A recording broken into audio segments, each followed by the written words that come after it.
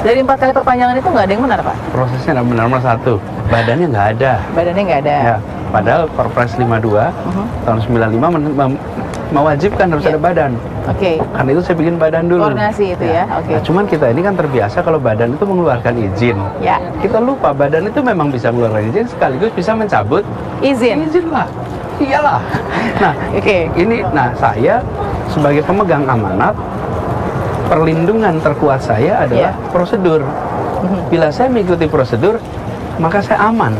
Bila saya tidak mengikuti prosedur, maka saya tidak aman, urusan apapun lah. Oke. Nah, jadi kemudian saya bentuk badannya, dan badan ini saya beri tugas melakukan review atas seluruh perizinan yang pernah dikeluarkan. Dari review itu, mereka kembali. 1, laporan secara fisik.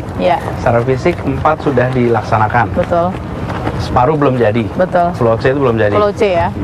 Kemudian 13 lainnya itu sudah mengajukan ABCD tapi belum pernah melaksanakan. Terus kita review. Apa problemnya? 1, AMDALnya belum ada. Berarti dikasih waktu, harus melakukan AMDAL dengan tenggat waktu. Tidak pernah dilaksanakan. Tidak dilaksanakan, oke. Ya, kemudian mereka harus memberikan studi tentang dari mana akan mendapatkan tanahnya. Itu ada kewajibannya mereka melakukan itu. Ada waktunya, nggak dilaksanakan. Ini contoh. Dari situ semua tidak mereka laksanakan. Maka karena Anda tidak melaksanakan, kami cabut izinnya. Itu yang saya kerjakan. Kenapa Pak Anies memilih mencabut daripada menunggu sampai izin prinsip itu expired atau tidak lagi bisa diperpanjang? Begitu mereka sudah diberikan waktu, kan sempat diperpanjang berkali-kali itu. 4 kali diperpanjang. 4 kali. Terus mau perpanjang lagi gitu. Cukup sudah, that's it, selesai. Jadi kalau sekarang ada yang mau tanya kenapa cabut, nih lihat kewajibannya apa, pelaksanaannya apa. Tidak dilaksanakan, saya cabut. Saya sederhana sekali. Jadi mereka yang dulu mengira membentuk badan itu akan meneruskan, saya sudah sampaikan itu mengkritik imajinasinya sendiri. Dan sekarang saya buktikan. Dan kenapa saya yakin untuk berhadapan dengan tuntutan? Karena saya lakukan ini semua mengikuti prosedur. Dan aparatur kita yang terlibat semuanya, mereka melakukan review. Dinas Cipta Karya Tata Ruang, kemudian semuanya, yang aset, yang biro hukum, semuanya terlibat. Jadi, insya Allah tidak ada celah di sini. Yang serba salahnya Pak Anies mungkin nggak sebagai gubernur ya, dibilang ini karena hanya memenuhi janji kampanye. Jadi memenuhi janji kampanye salah, nggak memenuhi salah? Nggak, menurut saya bukan salah, ya itu nyinyir aja. Nyinyir aja? Bukan salah. Loh bener, Pak? saya misalnya begini, saya mengatakan saya akan membangun rumah susun. Ya lalu saya panggil birokrasi, saya sampaikan ini visi saya, ini prosedurnya, kerjakan. Saya punya janji, saya akan menghentikan reklamasi, ini visinya. Ambil, lihat prosedurnya, jalankan. Terlaksana bukan? Jadi kalau punya janji itu, jalankan sesuai prosedur, laksanakan. Itu bukan salah. Oke, 13 pulau dihentikan. Kok ada satu pulau yang nggak dihentikan, nih Pulau N. Kenapa pertanyaannya Pak Anies, bisa jawab apa di situ? Ya, jadi semua tempat yang sekarang mengikuti prosedur, kan kita bukan selera.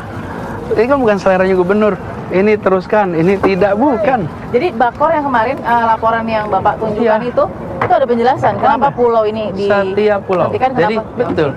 Jadi kewajibannya apa? Yang kewajibannya dijalankan. Silahkan. Bukan silahkan diteruskan, tidak diteruskan. Tapi selalu akan kita manfaatkan. Misalnya Pulau C. Pulau C itu baru jalan separuh. Betul. Rencananya 2 kali lipat. Kita hentikan, karena janji saya menghentikan, kita hentikan.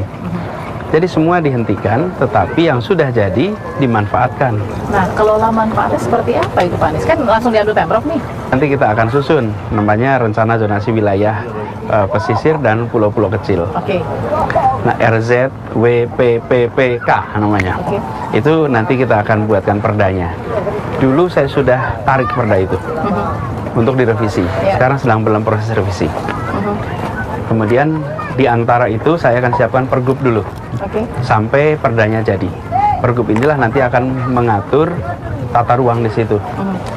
Jalannya lewat mana, mana yang jadi taman, mana yang menjadi tempat tinggal.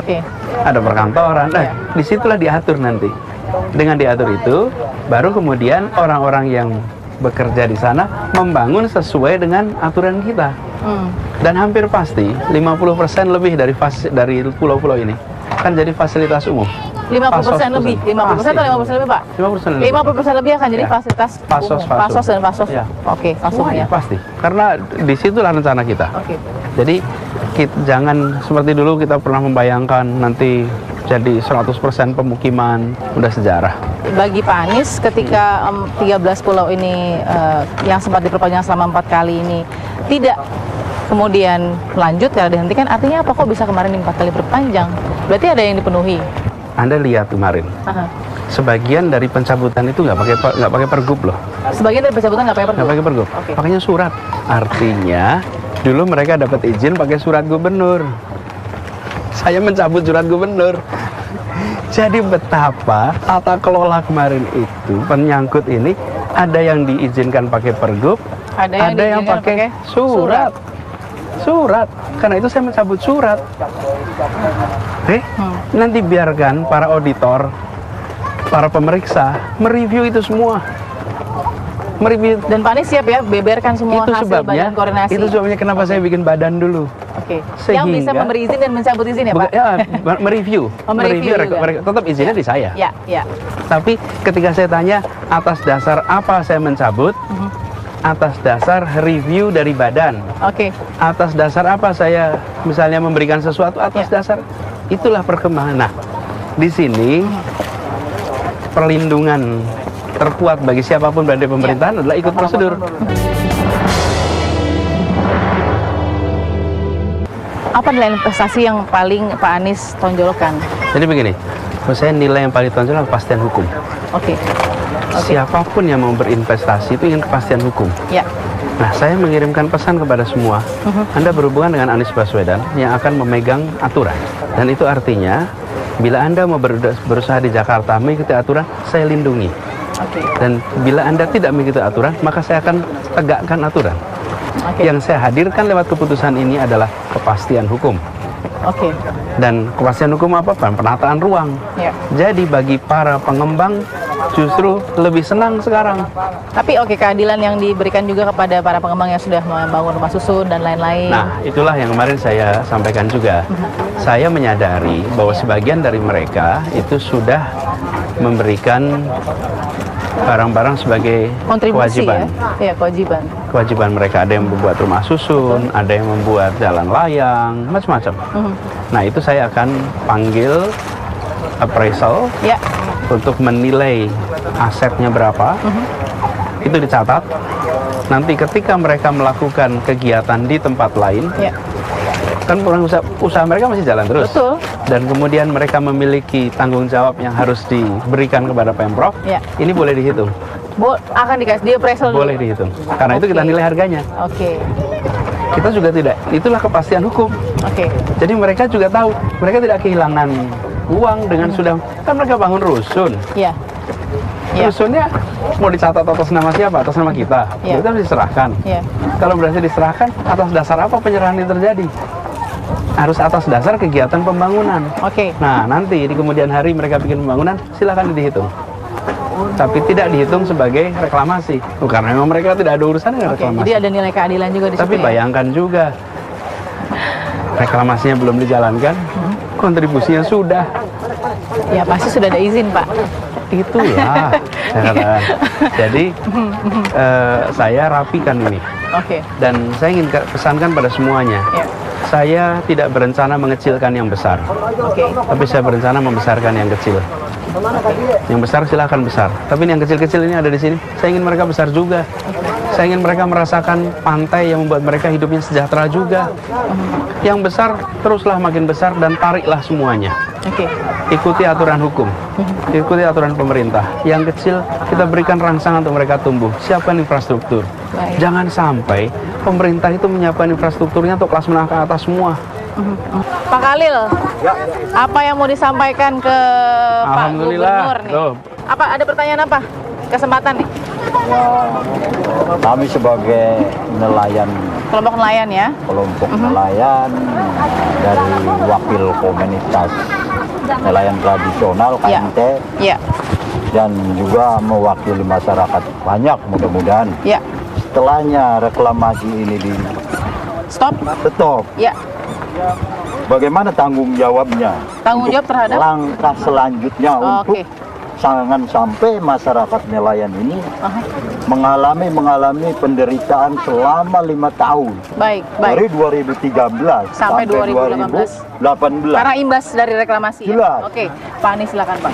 Ya, jadi justru itulah dengan ini dihentikan, paling tidak kegiatan sekarang itu bisa lebih baik dibandingkan ketika dulu ada proses, betul ya Pak Khalil? Dan tapi ke depan kita ingin duduk sama-sama kok. Kita ingin duduk sama-sama. Kita tidak ingin Ya. seperti orang yang paling tahu atas solusi semua masalah. Kenapa saya bentuk tim pesisir Ya. yang berisi dari mulai ahli hukum, ahli tata ruang, Betul. sampai dengan ahli kelautan, supaya mereka nanti bisa ngobrol. Siapa sih pihaknya yang akan terlibat? Saya akan lakukan ini sebagai Ya. proses 4 pihak. Terima kasih Pak Khalil ya, terima kasih Bapak yang sudah di sini. Kita juga setelah ini Bapak lanjut lagi ya Pak. Ya. Masih ada beberapa tempat yang dikunjungi lagi, tapi sejauh ini Bapak sudah lihat kondisinya ternyata ya masih seperti ini Ya. saja Teluk Jakarta. Tidak ada waktu lagi, tidak ada keputusan lain lagi selain kemudian membenahi ini semua Betul. menjadi kenyataan. Pak Anies, terima kasih banyak Pak. Thank you. Bagus. Sudah memberikan waktunya dan analisanya dan perasaannya juga kepada tim Fakta. Kita akan temukan fakta berikutnya.